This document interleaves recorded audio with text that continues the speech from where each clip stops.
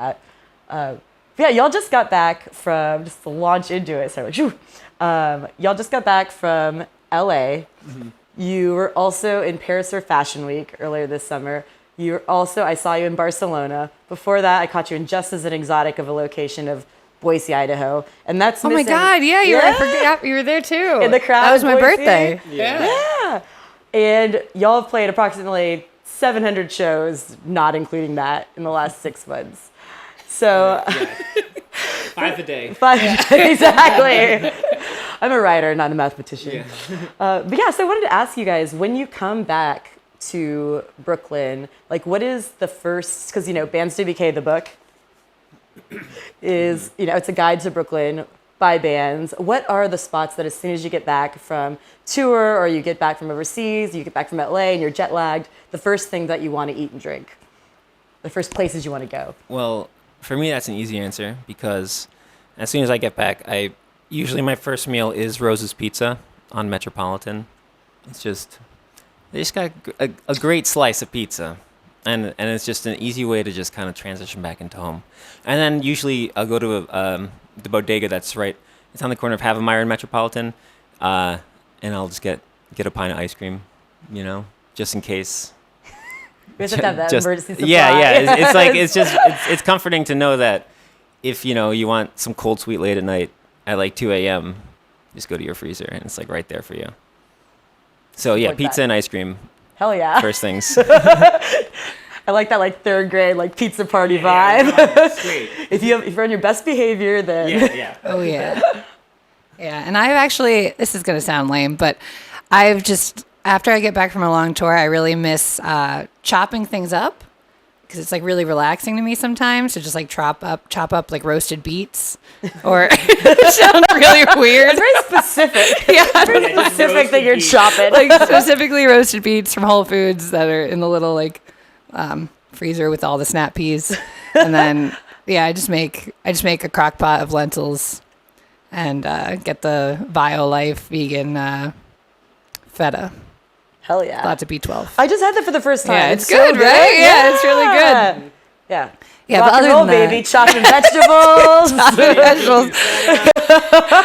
Because when you're on the road, you just eat whatever people give you. So you're kind of like, well, I might as well have some control over what I eat as soon as when I come home. Does that make sense? Yeah. Absolutely. Yeah. And I feel, again, you've played in so many places. You were touring with Idols, and then you're in Europe. You're just bouncing all over. How do kind of New York audiences or Brooklyn audiences and Brooklyn venues compare to these places all over the rest of the world in your experience? Well, I guess like the crowd is kind of what makes like the venue special to me, and it's like hard for me to separate like the physical venue from like the people who go to the shows there, because that's like what makes the night really exciting. So I mean, in Brooklyn, there's just so many friends, and same in LA. I think we've realized over the last couple of years, like because a lot of our friends have moved out there, and we've just made friends out there. So it's like New York and LA kind of feel like these weird like family gatherings in a weird fun like friends and so that's, I don't know, that's always like this most special thing to me, I feel. But in terms of like the quality of venues, it really just depends. Like some people just really care about making the venue like sound good and feel good and accommodating. And yeah, it's really like the people I feel like running in. Yeah. I don't know if that Absolutely. answers the question, but yeah, it's just nice to play shows with people who like really care about the music. Yeah. So. Like, Yeah. Exactly. nailed it. Yeah. And New York is just, I've been here for 14 years now, and it's just like, it's home for me. So it always feels great to just play any show, even if people are just standing there staring at you and not moving at all. I'm like, oh. Like, that's New York, baby. Yeah. 'Cause as long as they're not leaving, that means they're there for something. As long as they're not walking out. Because people aren't afraid to walk out around here. Yeah. They're like, I have like 50 other things I could be doing right now, at least. So, yeah. Bodies in the room, baby, is a win. Yeah. That kind of brings me to what I was also wanted to ask y'all, because was the idea of these venues being defined by kind of the people inside them. Because when I was interviewing you guys Gustaf, and then I interviewed you twice because I also interviewed Shark Muffin. Oh, yeah. Yeah, over like a year ago during. I keep saying during the pandemic, like it's not over, but you know what I mean. Like during peak pandemic. Yeah, during lockdown when we couldn't really go to shows. Yeah. And no one had any choice or anything else to do but Zoom with me about their favorite places in Brooklyn.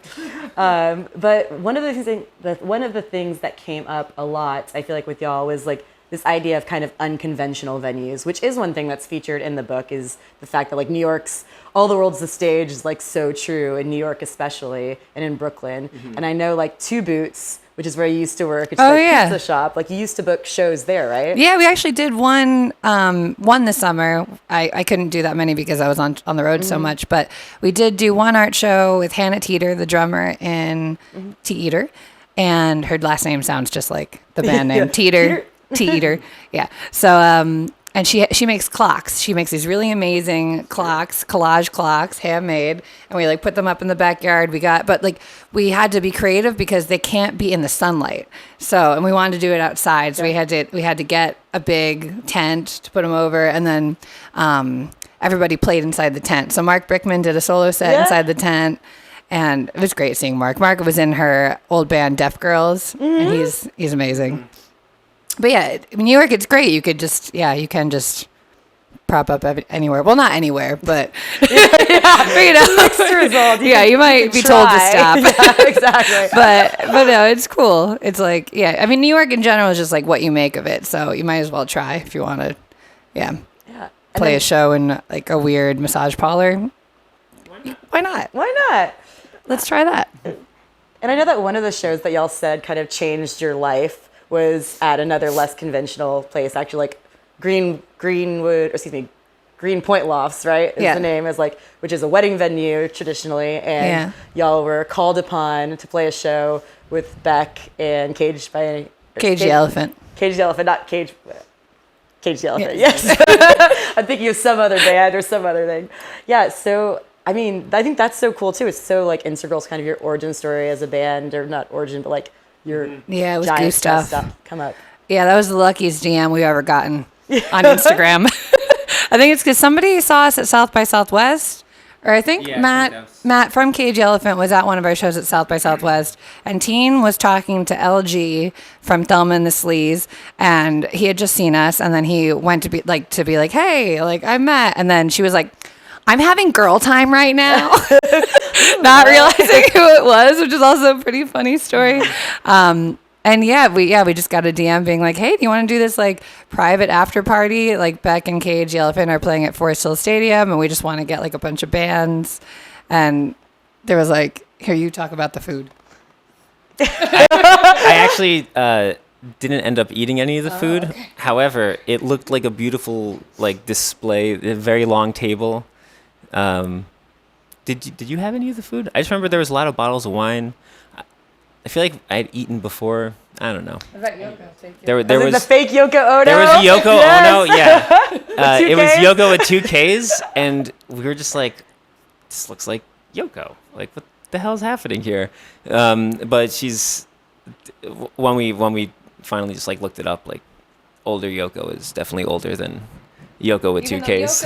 Yoko looks amazing. Yoko Ono is a legend, but. Yeah. Yoko at this party, because we were like, well, Beck's here, and these other random, we were just like, possibly famous people are here. Like maybe Yoko's here too, and she just somehow looks like she's only 35.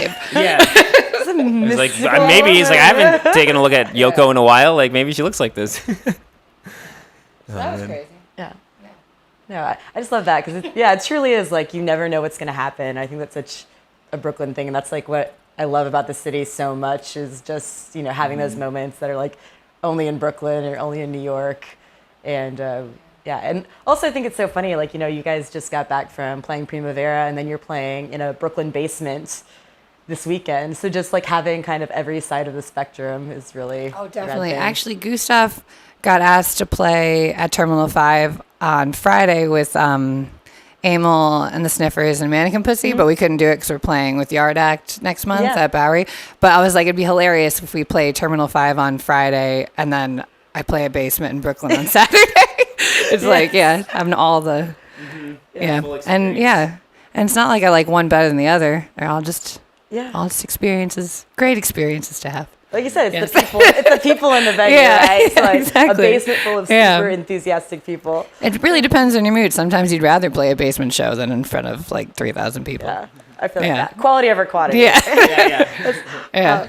Well, we're going to keep these short and sweet, but there is one more thing I wanted to ask before y'all play a few songs, which is just, one of the really big themes in the book is like that of friendship and just like this bond between bandmates. And I feel like it was so apparent when I interviewed, y'all interviewed Gustaf, like, it was like you had like a collective consciousness that you were like pulling memories from, and like y'all are so on the same wavelength.